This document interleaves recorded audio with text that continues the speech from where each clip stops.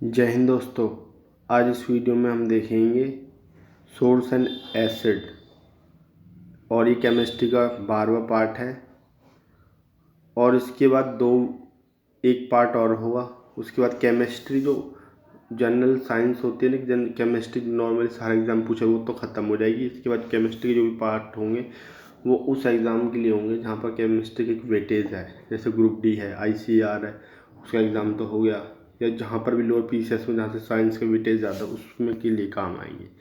बाकी आपको 1 2 3 4 5 के बाद केमिस्ट्री का 12 और 13वां पार्ट करना है, ठीक है। बाकी भी आप पढ़ सकते हो, बहुत ज़्यादा नहीं है, मुश्किल से 20-22 क्लास में केमिस्ट्री ख़त्म हो जाएगी, ठीक है। अब टॉपिक को शुरू करते हैं ज़्यादा टाइम न वेस्ट करते हुए। ये देखो क्वेश्चन यहाँ से आता है, ये रहा ना, सोर्स एंड एसिड, स्रोत और अम्ल। तो एक साइड क्वेश्चन कैसे पूछता है वो भी मैं आपको बता देता हूँ। वो पूछेगा कि लेमन यानी कि नींबू और ऑरेंज में, पूछेगा नींबू में कौन सा एसिड पाया जाता है, आप बोलोगे साइट्रिक एसिड। खट्टे फल में, आंवले में, इनमें से कुछ भी दे देगा। नींबू, संतरा, खट्टे फल, आंवला में कौन सा एसिड पाया जाता है, सिट्रिक एसिड। इमली और कच्चे आम में टार्टरिक एसिड। सिरका में एसिटिक एसिड। और एसिटिक एसिड का फॉर्मूला भी याद रख लेना, ये दे रखा है ना, CH3COOH। एसिटिक एसिड का फॉर्मूला भी याद रख लेना। बोलेगा टमाटर और पालक में कौन सा ऑक्जेलिक एसिड, एप्पल में मैलिक एसिड, ठीक है। टी, देखो यहाँ से ही आ गया, टी और टैनिक का टी ले लिया, TANNIC, इसका भी टी ले लिया, तो टैनिक एसिड है टी। और टी के साथ कॉफ़ी भी याद कर लो, टी और कॉफ़ी में टैनिक एसिड, ठीक है। अब आगे देखते हैं, जैसे ये लिया है इन्होंने लैक्टिक एसिड, या दही में या दूध खट्टा, यानी कि दूध में खट्टा हो जाता है, छाछ मान लो, दही या छाछ में लैक्टिक एसिड पाया जाता है। फॉर्मिक एसिड का फॉर्मूला आपको याद करना पड़ेगा, HCOOH। पूछ सकता फॉर्मिक एसिड का। ये चींटी, ततैया, बिच्छू, मधुमक्खी के डंक को काटने पर जो हमें सूज जाता है ना, दर्द होता है, फॉर्मिक एसिड होता है, ठीक है। कार्बोनिक सोडा वाटर हुआ, सॉफ्ट ड्रिंक हुई, ये जो भी होती हैं जिसमें गैस सी बनती है उसमें कार्बोनिक एसिड होता है। और ग्लूमेटिक ही गेहूँ में होता है। अब कैसे याद करोगे, देखो ग्लूमेटिक में G आ रहा है, गेहूँ को अगर गेहूँ तो ये देखो G आ गया। ऐसे याद ट्रिक बना कर याद कर सकते हो, ठीक है। तो क्वेश्चन ऐसे ही पूछता है, गेहूँ में कौन सा होता है, ग्लूमेटिक। सोडा वाटर सॉफ्ट ड्रिंक में आप बोले कार्बोनिक एसिड। चींटी, बिच्छू काटे, मधुमक्खी में दर्द होता है, क्यों, फॉर्मिक एसिड के कारण। दही या दूध में लैक्टिक एसिड। टी और कॉफ़ी में टैनिक एसिड। जो ऊपर से है सारे इंपॉर्टेंट ही हो गए हैं, ठीक है। इसके बाद हम पढ़ेंगे केमिस्ट्री का पार्ट नंबर 13, दैनिक जीवन में रसायन विज्ञान।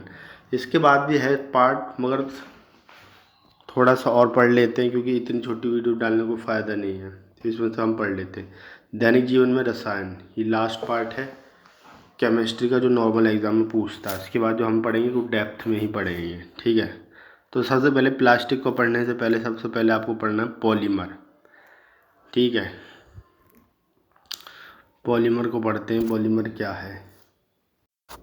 देखो पॉलीमर है, पॉलीमर क्या होता है, कई सरल अणु का मतलब जो सिंपल होते हैं नॉर्मल से, कई सरल अणु मिलकर, हमने कहा मिलकर एक बड़ा उच्च अणु भार का एक बड़ा अणु बनाते हैं, ठीक है। तो ये जो यौगिक बनता है ना, इसको बोलते हैं पॉलीमर। और इस क्रिया को बोलते हैं बहुलीकरण, पॉलीमराइजेशन, समझ गए। तो ये हो गया पॉलीमर की डेफिनेशन। तो उसके एग्जाम्पल पूछता, प्लास्टिक, रेशा, रबड़, ये पॉलीमर हैं, पूछ सकता है एग्जाम में। डेफिनेशन से कई छोटे अणु मिलकर एक बड़े उच्च अणु भार का बनाते हैं, उससे जो अणु यौगिक बनता है, ये यौगिक बन गया ना, कंपाउंड, इसको पॉलीमर बोलेंगे, ठीक है। और जो ये क्रिया होती है पॉलीमराइजेशन, बहुलीकरण कहते हैं। एग्जाम्पल ये पूछता है मैन एग्जाम में, प्लास्टिक, रेशा, रबड़ क्या है, पॉलीमर। पूछेगा इनमें से कौन पॉलीमर है, तो प्लास्टिक, रेशा, रबड़, एग्जाम्पल याद रखना, ठीक है। अब आगे बढ़ते हैं। अब यहाँ पर है, यहाँ से क्वेश्चन पूछ लेता है सीधे सीधे। वो क्या, प्राकृतिक रबड़ आइसोप्रीन का बहुमूलक है, यानी कि प्राकृतिक रबड़ जो बनती है किसका बहुलक है वो, यानी कि आइसोप्रीन का बहुलक है। आइसोप्रीन जो होते हैं छोटे छोटे अणु मिलकर जब जाकर रबड़ बना देते हैं, ये कहना चाह रही है। आइसोप्रीन के छोटे छोटे होंगे, उनको जोड़ के तब बननी होगी प्राकृतिक रबड़। ठीक है, ये प्राकृतिक रबड़ किसका? आइसोप्रीन का बहुलक है। ठीक है, और यहाँ पे बड़े गद्दे प्राकृतिक आइसोप्रीन का बहुलक है। बेकेलाइट का उपयोग जब बाल्टी और मग बनाने में किया जाता है। एक ये पूछता है, इंपॉर्टेंट ही है, बुलेट प्रूफ जैकेट बनाने में पॉलीकार्बोनेट पॉलीमर का प्रयोग किया जाता है। किसका? बुलेट प्रूफ जैकेट बन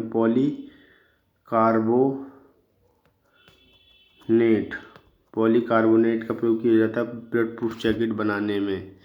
रियान सेलुलोज से बना होता, पूछता है एग्जाम में, ये रियान है किससे बनता है? तो आपको ध्यान रखना ये सेलुलोज से बनता है। और प्रथम संश्लिष्ट रेशा, ये काफ़ी बार पूछा है, प्रथम संश्लिष्ट रेशा कौन था? तो आपको ध्यान रखना रियान, और ये सेलुलोज से बनता है। ठीक है, ऊन तंतु का विकल्प पूछ सकता हूँ, तंतु का विकल्प क्या आपको ध्यान रखना? नायलॉन 66, क्या रखना? नायलॉन 66 ऊन तंतु का विकल्प है। न्यूनतम ज्वलनशील रेशा कौन सा था? टेरिलॉन, इसको भी आप ध्यान कर लेना, टेरिलीन है ये, टेरिलीन न्यूनतम ज्वलनशील रेशा। ठीक है, अब रेशा क्या है? पॉलीमर है। प्लास्टिक क्या है? पॉलीमर है। ठीक है, रबड़ क्या है? पॉलीमर है। ये पॉलीमर है, तब आपके समझ में आ गया पॉलीमर। जब आपको पॉलीमर समझ आएगा, प्लास्टिक को देख लेते हैं। प्लास्टिक में क्या है? प्लास्टिक में देखो ज़्यादा नहीं है। सबसे पहले प्लास्टिक कितने प्रकार की होती है आपको ध्यान रखना? 2 प्रकार की, एक प्राकृतिक, एक होते कृत्रिम। कृत्रिम को बोलते हैं आर्टिफिशियल, ARTIFICIAL, आर्टिफिशियल। ठीक है, ये प्लास्टिक होती है, समझ गए? तो आपकी जो प्लास्टिक है 2 प्रकार की होती है, एक प्राकृतिक में ला है, प्राकृतिक भी बता देते हैं, ला है।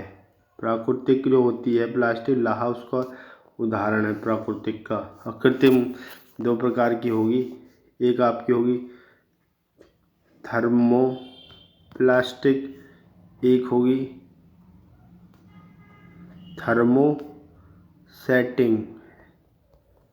थर्मोप्लास्टिक, एक होगी थर्मोसेटिंग। अब इसका भी मैं आपको विधि बता देता। देखो, ये सेटिंग आ गया, यानी कि सेट हो गई उस अवस्था में, यानी कि इसको हम पहले गर्म करेंगे, हमने गर्म किया, गर्म करके पिघल जाएगी, फिर किसी शेप में रख देंगे। ठीक है, वो शेप में आ तो जाएगी, दोबारा गर्म करने पर नहीं पिघलेगी, क्योंकि सेटिंग यानी कि सेट हो गई। यानी कि थर्मोप्लास्टिक क्या है? गर्म करने के बाद एक बार तो उस अवस्था में तो दोबारा नहीं आता। मगर जो थर्मोप्लास्टिक है, इसे कितने भी बार बार गर्म करके इस पोजीशन से इसमें ले आओ, फिर दोबारा गर्म कर दो, दोबारा पोजीशन इसमें ले आओ, तो ये डिफरेंस है। तभी ये तो आपको समझ में आ गया। वही यहाँ पे दे रखा है, देखो, कृत्रिम प्लास्टिक, थर्मोसेटिंग, थर्मोकपल। थर्मोसेटिंग क्या? पुनः गर्म करके मुलायम नहीं बनाया जा सकता। सेटिंग का मतलब यहाँ से समझिए ना, ये सेट हो गई है, ऐसे आप ट्रिक बना सकते हो। ठीक है, तो इसके उदाहरण पूछता है, तो उसके उदाहरण का बेकेलाइट बहुत पूछता है, वीटल और ग्लिप्टल, ये भी याद रख सकते हो, आपको याद रहता है, बट बेकेलाइट को अच्छे से याद रखना। बेकेलाइट का भी बताया, बेकेलाइट क्या है? पॉलीमर है। और हम पढ़ रहे हैं प्लास्टिक भी पॉलीमर है, क्योंकि जब प्लास्टिक पॉलीमर है, और पॉलीमर में भी प्राकृतिक होती है, कृत्रिम होती है। प्राकृतिक लाहा हो गया, और कृत्रिम में भी 2 पार्ट में डिवाइड थे, पॉलीमर भी कहलाया जा सकता। आ तो उसी कैटेगरी के अंदर रहा ना ये। ठीक है, बेकेलाइट क्या है? ये थर्मोसेटिंग प्लास्टिक है, और बोलेंगे तो आर्टिफिशियल प्लास्टिक भी है, उसी का तो टाइप है, याद रखना। एक आता है थर्मोप्लास्टिक, जिसे हम दोबारा उस शेप में ला सकते हैं, तो उसके उदाहरण ये हैं, आप इनको अच्छे से पढ़ लीजिएगा। पे लिख देते हैं THER, थर्मोप्लास्टिक है। ठीक है, तो इसमें PVC है, अच्छे से याद रखना है, टेफ्लॉन है, पॉलीथीन है, पॉलीस्टाइरीन, ये क्या है? पॉलीस्टीरीन है, पॉलीथीन है, नायलॉन है, ये सारे के सारे इंपॉर्टेंट है। एग्जाम्पल पूछता कौन थर्मोप्लास्टिक है, कौन थर्मोसेटिंग है। ठीक है, और कौन इनमें से प्लास्टिक है, तो कुछ भी पूछ सकता है, कौन पॉलीमर है। ठीक है, तो आपको ये समझ में आ गया। फिर आगे बढ़ते हैं। ये तो हो गई बात, होगी पॉलीमर्स की। अब ये कांच जो बिल्कुल इससे अलग है, कांच के बारे में पढ़ लेते हैं। पहले तो आपको दिखाई दे रहा होगा कांच क्या है, ये होमोजीनियस मिक्सचर है। पूछता है होमोजीनियस का मतलब समांगी, अगर आपने पढ़ा होगा मिक्सचर के टाइप में तो बताया था। होमोजीनियस मिक्सचर है, समांगी मिश्रण है, यानी कि ठीक है। फिर समांगी मिश्रण क्वेश्चन यहाँ से पूछता है कांच क्या है, समांगी मिश्रण होमोजीनियस मिक्सचर। अब इसमें जो कांच के प्रकार हैं उनसे क्वेश्चन पूछता है मैन, किसका किस में उपयोग किया जाता है, किस चीज़ बनाने में, तो सारी चीज़ हम देखते हैं। ठीक है, तो सबसे पहले वो पूछेगा प्रिज्म बनाने में किसका यूज़ करेंगे, फ्लिंट कांच का। और पराबैंगनी किरणों से कौन सा बचता है, पराबैंगनी किरणों से बनाता है क्रुक्स कांच। क्रुक्स कांच पराबैंगनी किरणों से बताता है। ये प्रिज्म कांच बनाने में, विद्युत बल्ब बनाने में, ये 2 क्वेश्चन हो गए। तो फ्लिंट कांच का उपयोग किया जाता है, पराबैंगनी किरणों से हमारी जो रक्षा करता है और चश्मे में लगा देते हैं जिससे सूर्य का मतलब सूर्य की किरण का ज़्यादा इफेक्ट मतलब पराबैंगनी किरणें हम पर कम इफेक्ट देता है क्रुक्स कांच में।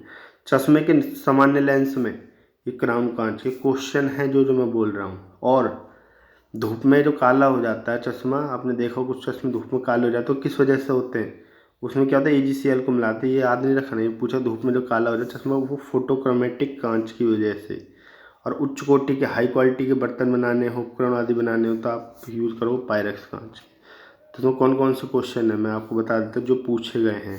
प्रिज्म बनाने में फ्लिंट कांच, पराबैंगनी किरणों से बचाने के लिए क्रुक्स कांच, चश्मे के सामान्य लेंस में क्राउन कांच, ये धूप में जो काला हो जाता है फोटोक्रोमेटिक की वजह से। तो ये सारे क्वेश्चन थे आपकी, बट आप इसको भी याद रखते हो उच्च कोटि के बर्तन उपकरण बनाने में पायरेक्स कांच का उपयोग करते हैं। तो ये हो गया कांच का भी ख़त्म खेल। ठीक है, अब पूछते हैं सीमेंट से क्या क्या क्वेश्चन पूछता है। ठीक है, सबसे पहले आप कांच जैसे होमोजीनियस मिक्सचर तक तो सीमेंट किसका है, तो कैल्शियम सिलिकेट और एल्यूमिनेट, इन 2 के मिश्रण को बोलते हैं कांच। पूछता है खोज इसकी जोसेफ, ये देखो खोज इसकी किसने की, खोज इसकी की जोसेफ एसिबडन ने, खोज इसकी की जोसेफ एसिबडन ने खोज की। यानी कि सीमेंट कैसे याद रखोगे, जो जिस सेफ में रख दे सीमेंट उसी में हो जाता है, उससे याद कर लो। जो सेफ जिस सेफ में रखेंगे ना सेफ में उसमें आ जाता है, तो सीमेंट हो गया।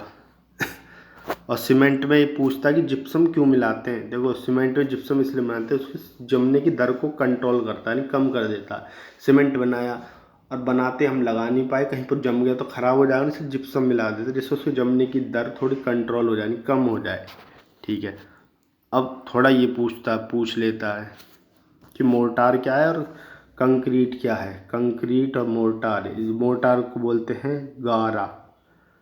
किसे कहते हैं, देखो सीमेंट के साथ अगर रेत और जल मिलाया, देखो सीमेंट के साथ यानी कि देखो सीमेंट मिलाया और रेत, सीमेंट और रेत और उसमें मिला दिया हमने क्या, पानी, तो गारा बन गया, यानी कि रेत मिला दिया। कंक्रीट मिलाने के लिए तो आप समझ गए, कंक्रीट मिलाने तो बजरी मिलानी पड़ेगी, तो हम सीमेंट मिलाएंगे और इसमें बजरी भी मिलाएंगे, अब बजरी मिला रहे तो बालू भी मिला लेते हैं, और पानी और जल, तो उसे कंक्रीट। तो ये क्वेश्चन पूछता है।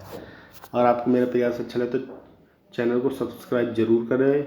आपको कोई भी क्वेरी है कमेंट भी कर दें कि आप क्लास ले रहे हो, कि प्रेजेंट सर जरूर लिख दें कि हाँ कोई बच्चा क्लास ले रहा, मुझे लगे कोई इंतज़ार कर रहा, मैं क्लास को कराऊँगा, वरना डिले हो जाएंगी क्लास में, यूपी लेखपाल के सब्जेक्ट पढ़ाने लगूँगा। ठीक है, तो फिर मिलते किसी और वीडियो के साथ। आज के लिए इतना ही। जय हिंद, जय भारत।